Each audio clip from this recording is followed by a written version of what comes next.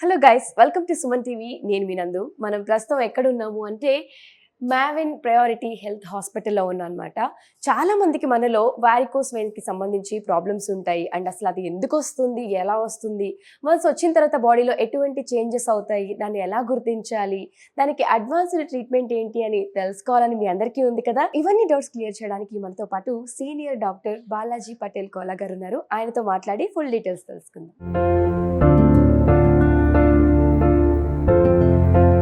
నమస్తే సార్. నమస్తే. Varicose vein కి సంబంధించి ఇప్పుడు అడ్వాన్స్డ్ ట్రీట్మెంట్స్ వచ్చాయి, కొత్తగా గ్లూ అనేది కూడా వింటూ ఉన్నాం. అసలు ఈ అడ్వాన్స్డ్ ట్రీట్మెంట్ గురించి ఒకసారి మన ఆడియన్స్ అందరికీ చెప్తాం. మనము ఇంతకుముందు మాట్లాడుకున్నాము, లేజర్ అన్నాము, రేడియో ఫ్రీక్వెన్సీ అబ్లేషన్ అన్నాము, మైక్రోవేవ్ అబ్లేషన్ అన్నాము. ఇవన్నీ థర్మల్ అబ్లేషన్. థర్మల్ అబ్లేషన్ అంటే మనం వేడిని యూజ్ చేసి ఆ చెడిపోయిన సిరుని కాల్చేసి బయటికి వస్తున్నాం. ఎంత చేసినా కానీ వేడి వల్ల మనకు కొంచెం సైడ్ ఎఫెక్ట్స్, అంటే ఆ వేడి పక్కకు తాకడము, లేకపోతే ఎప్పుడన్నా పేషెంట్లకి నొప్పి పెట్టడము.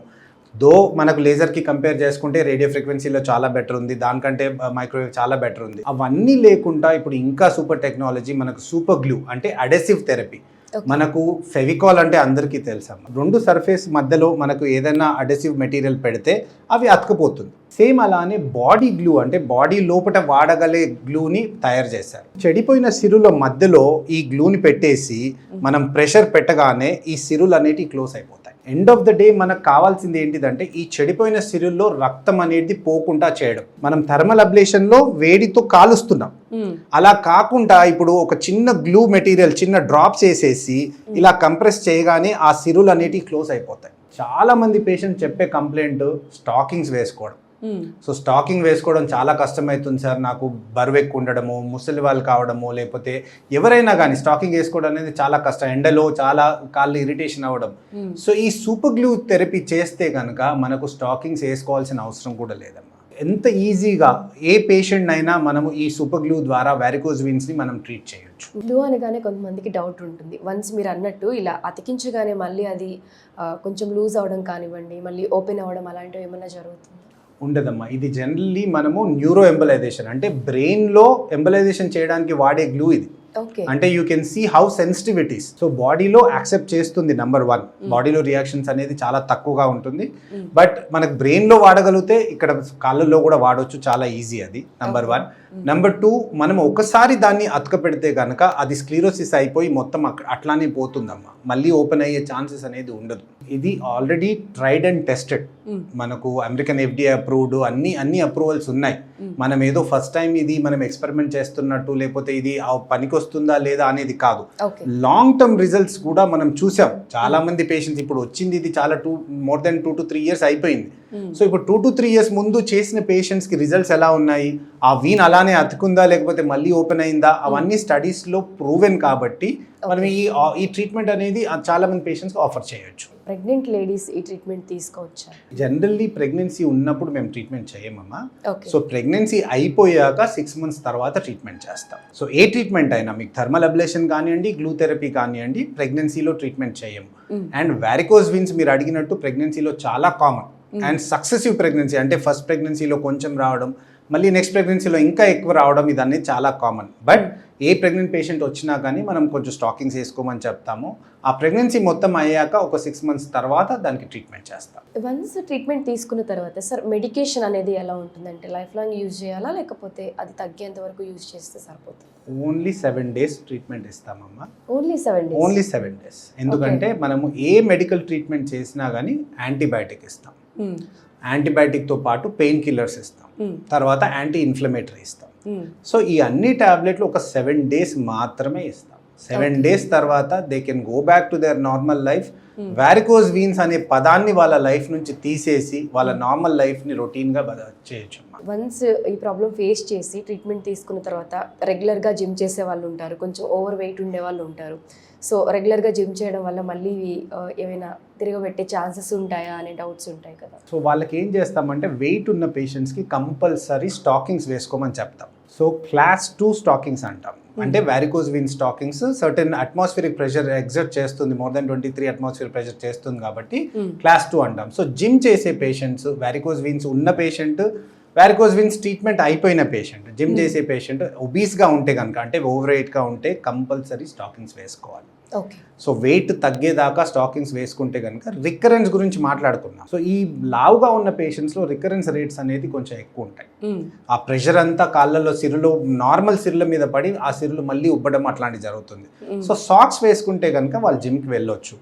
లేదు సన్నగా ఉన్న పేషెంట్స్ అనుకోండి, థర్మల్ అబ్లేషన్ చేస్తే కనుక we ask them to wear it for 3 to 6 months.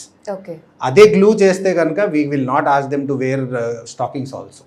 So super glue చేసిన పేషెంట్స్ కి without stockings they can go for exercise, they can do it. Diet maintain చేయడం వల్ల కూడా దీన్ని కంట్రోల్ చేయొచ్చు, ఇలాంటివి ఉంటాయా?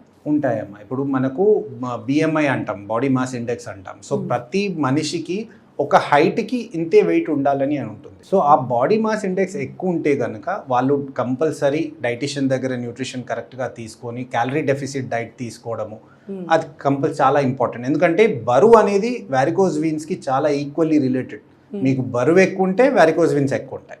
సో బరువు తగ్గించుకోవాలి అంటే కంపల్సరీ క్యాలరీ డెఫిసిట్ డైట్ తీసుకోవాలి. తర్వాత మనకు ఫైబర్ రిచ్ ఫుడ్ అంటాం. ఫైబర్ రిచ్ ఫుడ్ తీసుకుంటే వీన్స్ కూడా హెల్తీగా ఉంటాయి.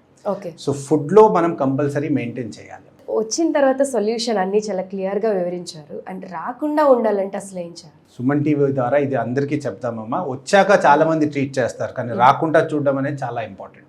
సో ఫస్ట్ మనకి ఎందుకు వచ్చింది అని తెలుసుకుంటే ఎలా మనం దాన్ని నిర్మూలించవచ్చు అనేది తెలుసుకో. ఫస్ట్ వచ్చేసి బరువు వల్ల, నంబర్ 1. ఆడవాళ్ళల్లో మోస్ట్లీ ప్రెగ్నెన్సీ వల్ల. దాని తర్వాత అందరూ ఎక్కువసేపు ఒక్క దగ్గరనే కూర్చోవడం కానీ నిల్చోవడం వల్ల, లేదా లావు ఉండడం వల్ల, ఎక్సర్సైజ్ చేయకపోవడం వల్ల, ఇలాంటి ఏది ఉన్న లైఫ్లో మనకు వారికోస్ వెయిన్స్ వచ్చే ఛాన్సెస్ ఉంటాయి. అండ్ మన పేరెంట్స్కి ఆల్రెడీ ఉన్నాయి అనుకోండి, మోర్ దెన్ 50% ఛాన్స్ మనకి వచ్చే ఛాన్స్ ఉంటుంది. అంటే జీన్స్ జెనెటికల్గా కూడా వచ్చే ఛాన్స్ ఉంటుంది. యా. సో ఇవన్నీ మనకు తెలుసుకున్నాం కాబట్టి రాకుండా చెయ్యాలి అంటే ఫస్ట్ థింగ్ వచ్చేసి బిఎంఐ అంటే బాడీ మాస్ ఇండెక్స్. ఇప్పుడే చెప్పుకున్నాం మనం. కరెక్ట్ హైట్కి కరెక్ట్ బాడీ వెయిట్ మెయింటైన్ చేసుకోవాలి అంటే డైట్ ఫుడ్ తినాలి, ఎక్సర్సైజ్ చేయాలి. ఇవి 2 కంపల్సరీ ఉండాలి. తర్వాత ఒకటే దగ్గర హాఫ్ అన్ అవర్ కంటే ఎక్కువ కంటిన్యూస్గా కూర్చోవడం కానీ నిల్చోవడం కానీ చేయకూడదు. మనకు సెకండ్ హార్ట్ అంటాం, అంటే కాఫ్ని మనం సెకండ్ హార్ట్ అంటాం. హార్ట్ ఎట్లయితే కంపల్సరీ పల్సేట్ అవుతూ ఉండాలి, కొట్టుకుంటూనే ఉండాలో, కాఫ్ కూడా మనకి మూవ్మెంట్ ఉండాలి. కాఫ్ మూవ్మెంట్ ఉంటేనే కింద ఉన్న రక్తం మళ్ళీ మనకు హార్ట్లోకి వస్తుంది. మనం కూర్చోనున్నా నిల్చోనున్నా కాళ్ళల్లో ఉన్న చెడు రక్తం అలానే ఉండిపోతుంది. సో కదలడం అనేది చాలా ఇంపార్టెంట్. సో ఈ ఆఫీస్లలో కంటిన్యూస్గా కూర్చునే వాళ్ళు, నిల్చునే వాళ్ళకి చెప్పాల్సింది ఏంటంటే every half an hour compulsory ఒక 1 minute or 2 minutes అలా వాక్ చేసి మళ్ళీ రావడం. అలానే గంటలు తరచుగా కూర్చోకుండా లేచి మనం అట్లా మధ్యలో నడిచి మళ్ళీ రావడం అనేది చాలా ఇంపార్టెంట్. తర్వాత మీకు ప్రెగ్నెన్సీలో జనరల్లీ అందరికీ రావు, బట్ కొందరికి ప్రెగ్నెన్సీలో వారికోస్ వెయిన్స్ వస్తాయి. సో కనపడితే కనుక స్టాకింగ్స్ వేసుకోవడము ఇవన్నీ చేయడం మనం ముందు జాగ్రత్తగా చేస్తాం బెటర్. లాస్ట్ వచ్చేసి కాళ్ళు పైన పెట్టుకొని పడుకోవడం. మనము కాఫ్ మజిల్ మనం పడుకున్నప్పుడు మూవ్మెంట్ చేయలేం కాబట్టి కొంచెం ఇంక్లినేషన్, అంటే హార్ట్ లెవెల్ కంటే కాళ్ళు పైకి ఉండాలి.